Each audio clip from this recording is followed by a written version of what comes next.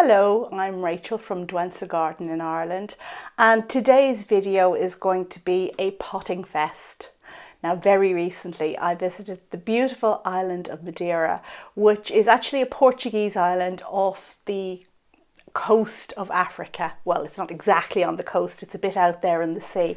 But the great thing about Madeira is that the climate is fantastic, and it wasn't the first time that I visited. You may recall the videos I put up years ago. Anyway, I digress. I came back with lots and lots of beautiful plants.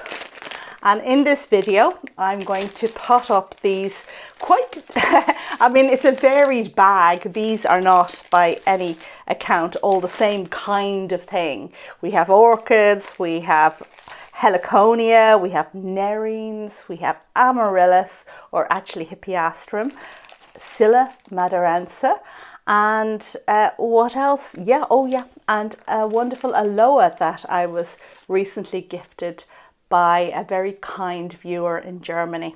So stay with me, and if you want to see how it was in the market in Madeira and all of these plants for sale, you're going to see that in this video. And then you're going to see how I deal with these plants, which are really, they come packaged in plastic, which isn't the best way, but I'm going to get them going so that hopefully within a short period of time I'm going to have glorious blooms. So stay with me and let's see how it's done.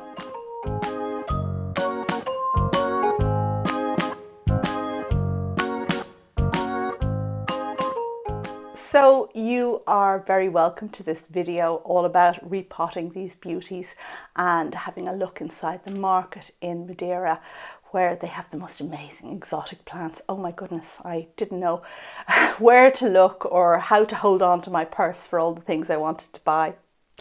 In any case, I hope you had a wonderful Christmas, a peaceful Christmas, one that wasn't plagued by too much bad weather, which we did have here in Ireland on the run up. My goodness, so blooming frosty. It was dreadful, so unseasonably cold. And of course, my greenhouse decided that was the moment that it was going to have problems with the heating. And look, we won't go into it. Those problems have been overcome. And now today, I'm going to focus on dealing with these beautiful plants I got. Now, I suppose the first thing really I should do is to let you know that the market in Madeira is a wonderful, wonderful place to visit if you're a plant lover. The market has a variety of fruit and vegetables for sale, and there's a fish area as well. But what is of more interest to me and you, I'll imagine, is the variety of plants for sale. Very often subtropical plants that you wouldn't see for sale here in Ireland. Things that would be considered very exotic, and they are sold cheaply, very often in plastic bags like these ones here. Now, it's very easy to lose the run of yourself in a place like this, where everything is so cheap and there are so many beautiful things that you wouldn't normally see for sale. I nearly lost the run of myself, but I think I managed to hold back enough to just make some sense of it. And yeah, so we're going to talk about what I got. For anyone out there who's interested in orchids, you should know that the market in Madeira has some beautiful, beautiful flowering orchids for sale. And I treated myself to two wonderful cattleyas, which are these plants that you see in front of us here. Now, don't worry if you're not interested in orchids, we're not going to dwell too long, but if you are interested in orchids, just look at the size of this plant, which was in full flower when I bought it. And we're talking 1, 2, 3, 4, 5, 6, 7 pseudobulbs, a plant that has flowered 4 times. I can tell from the remnants in the leaf axils. And this other one here, which is even bigger, an absolute monster with 9 pseudobulbs. And this one has flowered 1, 2, 3, maybe 4 times. In any case, these plants were in full flower when I bought them, and I'm going to show you a picture of what they looked like. I only have the one picture, so I knew exactly what I was going to get, which is good because you can't rely too much on the photographs on plants in the market in Madeira, because they are photographs. The plants don't claim to be cultivars or named varieties. So it is great if you can actually see the flowers that you're going to get, because you can't rely on looking up the particular cultivar on Google or whatever it might be. So I treated myself to these two beautiful cattleyas for the princely sum of €20, which is about $20, because the exchange rate between euro and dollar seemed to be quite negligible at the moment, which is a really cheap price. The only problem was then getting them back in my suitcase, because there's never enough space, is there? Anyway, I did. I got them back, and these are fantastic. Now, I'm not going to pot these up today because they have just finished flowering. I'm going to give them a chance to make new growths. The poor things have undergone a terrible difference in climate since they've come back here. So I'm just going to not tempt fate and subject them to repotting at the wrong time. But what I am going to repot today are these beauties here. And the first thing I'm going to pot up is this here. Now this is a Heliconia. I know, absolutely mad, huh? This is the lobster's claw plant, something that will grow absolutely enormous. Probably won't be happy in my frost-free greenhouse in winter. It'll be too cool for it. It'll have to come into the house, and it'll grow too big for the house if I manage to get it going. But my goodness, what a wonderful challenge, and what an amazing thing to see. I just absolutely couldn't turn it down. So today we're going to pot up that. We're also going to pot up Scilla madeirensis, which is a bulb that comes, as you can tell from the name, from Madeira Island. And this is a bulb I've grown from seed myself, and this here is the plant, I suppose the biggest of the Scilla plants that I grew from seed myself. It was repotted this summer, and it's just setting up in growth now. So it's a plant that goes dormant really in the summer and gets going in winter or early spring. It has beautiful blue flowers, which I saw for the first time in actuality, like in reality, when I was in Madeira. And although the specimen I saw wasn't a particularly amazing one, it gave me an inkling and a taste for this wonderful plant. So although I have it already, I couldn't resist buying another bulb because it was just so big. And this is bigger than the biggest bulb that I have already in the ones I raised from seed, which I knew because I'd repotted this one earlier on the same year. Anyway, so that's that. I also bought myself some nerines. So we're going to pot up nerines today. And these are little red nerines, possibly not flowering size, maybe a bit too small, but we're going to give them a chance anyway. €2. How can you go wrong? Most of these plants were €5, which is a really cheap price. I also picked up this Amaryllis Raquel, which looks to me like Hippeastrum papilio from the picture. And I guess we'll start off with this, so I'll just really unwrap it as we're talking. And this is a noisy package. So this is a very unusual Hippeastrum in that it's actually an epiphyte. So normally you would pot up your Hippeastrums in like compost, but with this one it's preferable if you use something like orchid bark because it's an epiphyte, just like an orchid. Yes, an epiphytic bulb. And I know some of you won't believe me when I say this, but yeah. So if this is Hippeastrum papilio, it's an epiphytic bulb, and we're going to treat it accordingly.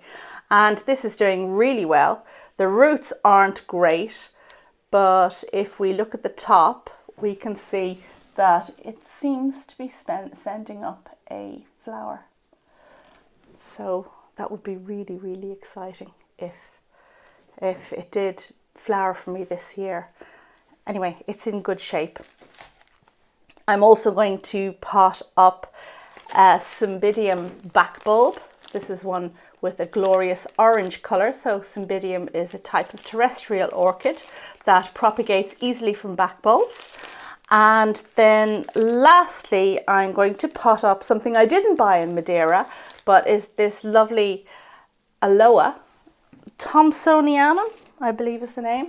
And this was kindly gifted to me by a viewer in Germany. So thank you very much, Joachim. And I am going to put this in a pot now and get it going because I do love my aloes. Right, we're going to start with Hippeastrum papilio, or the one that is supposedly called Raquel, although I did look for that name on Google and in the RHS archive, and it isn't a registered name, but here we go. So first up, we're going to need a pot, and I've washed out this clay pot, which seems to be roughly the right size for this bulb. And what we're next going to do is to just trim up the roots. Now you can see that it has very succulent roots, some of which are still firm, but many of which have kind of degraded. All of this is a bonus. Amaryllis, or Hippeastrum, should I correctly say, bulbs can get going successfully without roots. So the fact that we have some is really just bonus. I sterilised the secateurs, and now I'm just going to lightly trim off any excess roots that might rot when I place this plant into its mix. And here we have a bit of a trug which I'm going to put my mix into. And as I mentioned before, this is an epiphyte. So we're going to use some orchid bark and a little bit of potting compost or potting soil, whichever you like to call it. Now, Hippeastrum papilio I have potted before in just ordinary soil with a little bit of grit for drainage, and it's done fine. So I don't think you need to worry too much. If you can't locate orchid bark, you can just put this in a mixture of compost and grit, no problem. Or perlite if you don't have grit. So I suppose we're looking at a 50-50 mix here. And now I will unceremoniously dump some of the mix at the base of the pot. We're going to place our Hippeastrum on top, just making a little bit of a hole to let those roots go down. As with all Hippeastrums, I'm going to leave the bulb with its neck sitting proud. So something like that. Give it a bit of an old bang. Next up, I'm going to deal with my Heliconia. Yes, that absolutely giant monster that I am looking forward to seeing if I can get to do anything. And you know, when you pay a €5 or $5 for something like this, you're not going to be too heartbroken if it doesn't do for you. But wouldn't it be just amazing if it did do? So now this is packaged in a plastic bag, which of course isn't a great way to keep plants at all. And that's the thing about the market in Madeira, that these plants, they're not stored in an ideal way. But if we look at what I have here, and this has been in a package for a while as well, because after I came home, I didn't get to pot these up straight away like I should have done. It was so frozen that the composts I had, the potting mixes I had, were completely frozen. So I didn't have time to bring them in and thaw them. So these have had to wait. Now, I'm just giving my root here a good firm squeeze all the way round, and I am pleased to say that I feel no signs of squishiness, no signs of rot. which is really, really good. And I do even see signs of new growths right there. And where else? Just in that one spot. Oh no, over here as well. There's some new growths here on this bigger bit here. Now just giving it a bit of an old squeeze, and I am pleased to say that this really looks like a viable root, and I'm going to pot it up. So for the Heliconia, we are going to use a mix that is from potting soil, but also from orchid bark, so just to give that extra drainage. This is my first time potting up a Heliconium, or Heliconia or Heliconium, I'm not sure. And I have read that the orchid bark is actually a good way to go. So you're looking at 3 parts orchid bark to 1 part potting mix, which is not what I have in there. So I'm going to put in a good bit more orchid bark. And I've also read that this is a hungry plant, so a bit of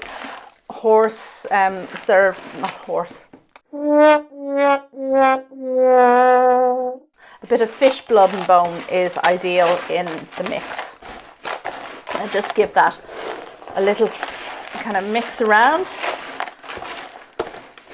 And here we have my pot. I'm just going to use a plastic pot for this. And this root roughly fits into the pot.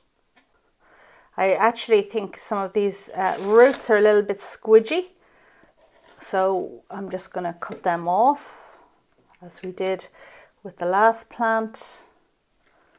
Won't be too precious about it. In we go with the root. And now I'm just going to backfill.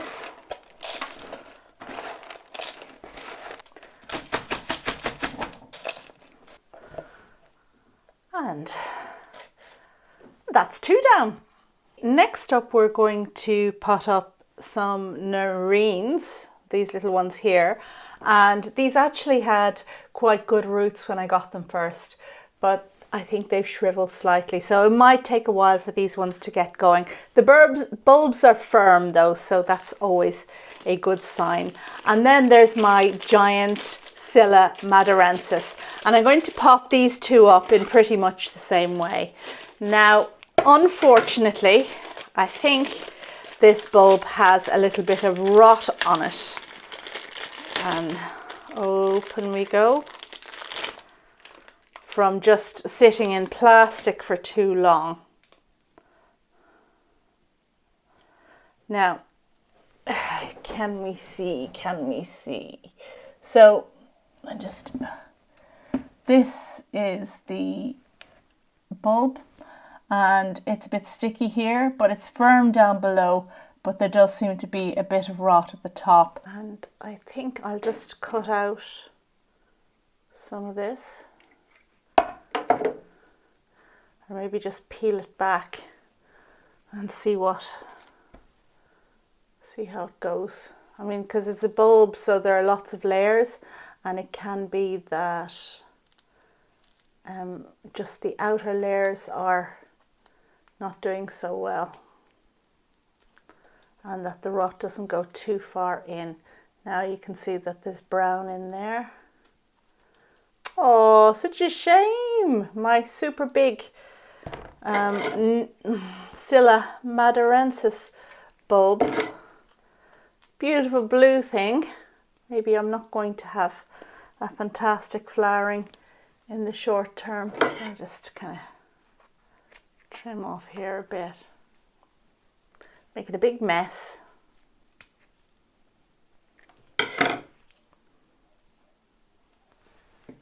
Oh dear. Okay, let's do the Nerine first. So I'm going to use this pot here for the Nerines. For my Nerines and my Scilla madeirensis, I'm potting them in a mixture that's 2 parts potting mix, 1 part stuff that will provide drainage. So that can be orchid bark, it could be perlite, or it could be horticultural grit. And with Nerines, we're going to bury about, I guess, 1/3 of the bulb, which is something like this, and leaving 2/3 above soil level. And for my Scilla, I'm going to do roughly the same thing. If you're lucky enough to live in a climate where you can plant your Scillas outdoors, then you're going to plant them in the conventional way at 3 times the depth of the bulb. However, if you're growing them like me in a pot, then what you want to do is not plant them that deeply at all, and to actually let the bulb, the neck of the bulb, be at the top of the soil. Now in this case, because my bulb is just that little bit rotty, what I'm going to do is not plant it that deeply at all, and just even put it like this with most of the bulb sticking up, and just hope that this will let it establish roots and get going without rotting. We shall see.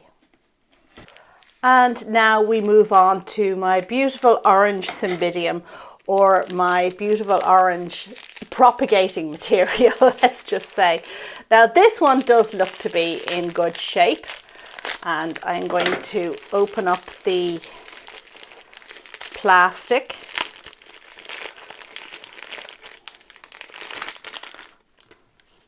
Revealing my Cymbidium back bulb, and no sign of rot here. It is in good shape.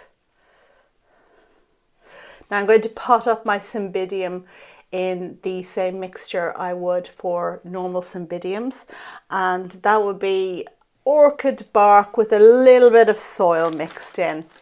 So I'll just add a bit more orchid bark to this mix it all about. I'm using a small plastic pot which has been washed, just putting the mix at the base. Now, with propagating Cymbidiums, the conventional information is that you bury your pseudobulb to about 2/3 of its height, and I'm a bit dubious about that. I think I'm only going to bury it to about 1/3. The thing with this kind of propagation is that in the end the old pseudobulb will rot. So it's I suppose it's a race to see if it can produce new roots and new shoots and new growth in time before the old bulb rots. So if your new shoots and your new plant is big enough to allow you to remove the rotting back bulb before it causes any harm, then you've won the game. I'm going to just bury it a little bit. These roots are actually, they're not bad. Well, in that they're firm. I'll just take that one off though, because that one isn't, but the other ones are. And the reason why you would actually bury this a bit in your mix is that, of course, you want to anchor it in, and it's very hard to anchor something that doesn't have roots to support it. So let's just bury it as shallowly as we can get away with, so that it doesn't move. It is important that your plant doesn't move. If it moves and it starts to make new roots, and those new roots have sent their little feelers out into the soil and are just beginning to stick, and then the pseudobulb moves, it will pull those roots away from the soil and undo any progress they've made by tearing them. So we don't want that. So I think in this particular case, because I do have some roots, I can get away with burying my Cymbidium something like that. And where's my label? There's my label. And there we go. Now, you know what? You thought this was all I had to pot up, but I've just remembered I completely forgot to mention my Proteas. I bought 3 Protea type plants in the market, and we're going to pot those up now too. I told you this is going to be a bit of a potting fest. It certainly is. These are my Proteas. Now these are small cuttings that have been rooted, and when I say Protea, let me just show you. So this one here is actually a Protea. It's a pink one. I'm not sure what species this is, but it's kind of similar to the one I already have in my greenhouse. Now this one I'm just a little bit worried about because it has lost a few leaves since I got it. See, that just came off there. So it's not doing as well as the others. I bought these rooted cuttings, being able to see the roots here in through the plastic. And I got that. Also in the same family, let's just say leucospermum. So this is a leucospermum, also from South Africa. That's the picture. Don't know what species it is or whatever, but that's the picture that they provided in the market.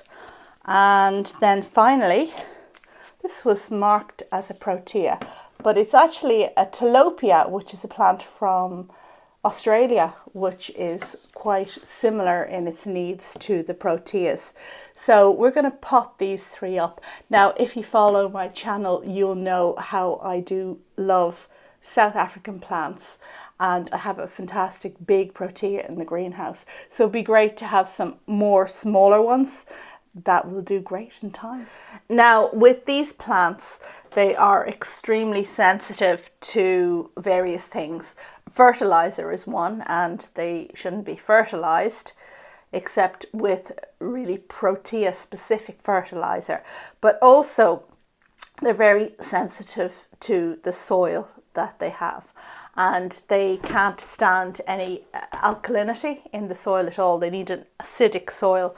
So in that case, I'm going to use basically a peat-based mix to pot these up in. Now, I know we all shouldn't be using peat, but there are some plants where it is actually necessary for their needs. They need a very acidic soil, and these are one of them. So for the Proteas, I'm going to use 2 parts ericaceous compost and 1 part perlite, because they are a plant that need good drainage. So we'll just put the mix in there and then add some perlite. About 1/3 perlite, and this stuff does generate dust.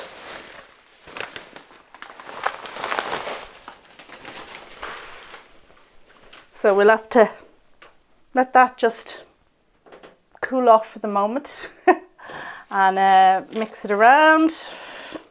And now let's remove my plants from their little packages. So the telopea first. And one thing you should know about Proteas in general is that they do not like root disturbance or root damage, and it can really set them back. They are also particularly sensitive to, you know, being buried a bit deeper than they should. So I am going to be very careful removing this plant from the plastic bag.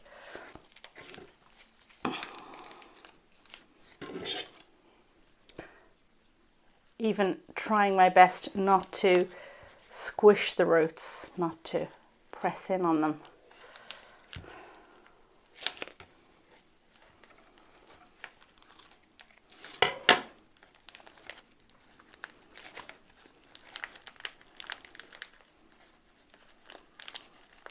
Okay, so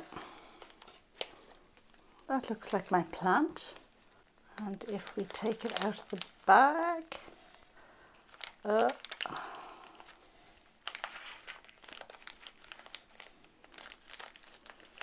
you can see it has a decent enough root system there.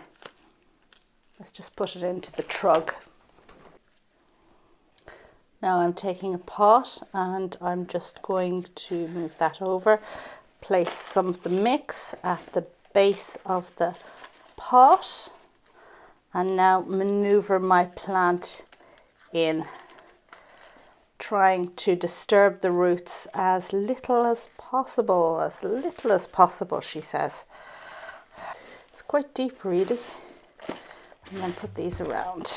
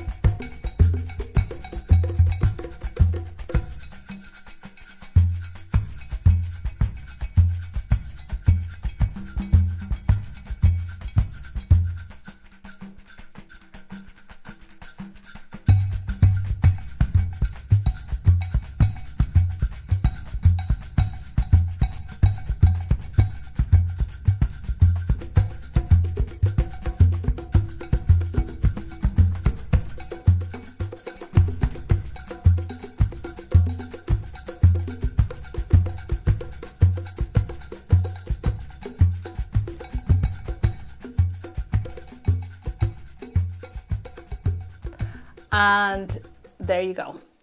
We have my Scilla, which mightn't do too well. We've the Heliconia, which I think will do too well, but will outgrow me within a very short period of time. We have my Hippeastrum papilio, gonna do fantastically. Nerines, they'll take a bit of a while to settle down. The Aloe, let's hope that that gets going soon. Cymbidium propagation, I have all the hopes in the world for that. And then my telopea, my Protea and my leucospermum, and I think the Protea is the least likely to succeed there, but we will have our fingers crossed. I hope you enjoyed this video, and if you ever find yourself in a situation where you have a lot of things in bags, now you know what to do. Of course, you know, there's no set rule. Each plant needs different mix and all that kind of thing. But anyway, so there you go. That's my haul from Madeira. I hope you liked it. And I guess you might have guessed there will be some videos coming your way soon from my travels in Madeira and the amazing things, the amazing plants and amazing gardens that I saw there. So look out for that. And look out for a regular resumption of services on this channel soon. So we will have 2 videos a week, as was normal before Christmas. A short one on Thursday and a longer one on Sunday. Yes, it's that way around these days, this being one of the longer ones. So look out for that and get yourself all geared up for the gardening year ahead. Thanks as always for watching, always a pleasure, and I will see you in the next video. Bye!